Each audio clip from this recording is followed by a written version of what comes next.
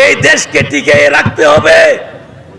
এই দেশ এখন একটা অত্যন্ত নাজুক পরিস্থিতিতে আছে, আপনারা বুঝতে পারছেন না। আমাদের এদিকে 15 লক্ষ রোহিঙ্গা, তাদের অধিকার হারা রোহিঙ্গা, এখানে আমাদের অবস্থান। আমি তো আপনাদেরকে ইজ্জত করি, সম্মান করি, শ্রদ্ধা করি।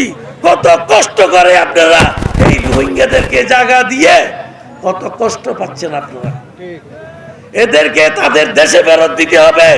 তাদের ন্যায্য অধিকার প্রতিষ্ঠা, তাদের ব্যবসা বাণিজ্য, ভোটের অধিকার, সম্পত্তির অধিকার দিয়ে এই সমস্ত কিছু ফেরত দিয়ে তাদেরকে ওখানে বর্মায় আমরা ফেরত দিতে থাকবো।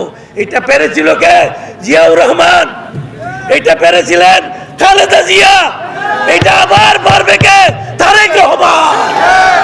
তারেক রহমানই পারবে এই 15 লক্ষ রিফিউজিকে বর্মার সরকারকে কূটনৈতিক ভাবে হোক আর বাধ্য করে হোক এই দেশে আবার ফেরত দিতে আমরা ব্যবস্থা করবো ইনশাআল্লাহ তাআলা।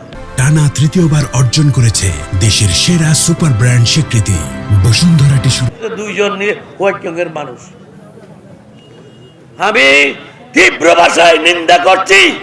আমি সরকারকে অনুরোধ করছি, এই আরকান আর্মিদেরকে জবাব দেন। জবাব দেওয়ার সময় হয়েছে এখন। আমার বর্ডার গার্ড কি করে? তাদেরকে জবাব দিতে হবে।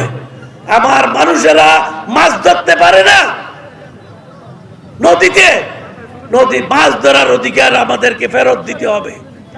মাছ ধরার অধিকার আমাদের জেলেদেরকে দিতে হবে। পাহারা বসবে, বিডিআর মাছ ধরবে, আসবে, পাহারা দিতে হবে যতক্ষণ মাছ ধরে। কোনো কথা নাই। আমরা নির্বাচিত হয়ে গেলে বিডিআরকে পাহারা দিয়ে জেলেদের মাছ ধরার ব্যবস্থা করতে হবে, আইন করব আমরা। কোনো কথা নাই। সুতরাং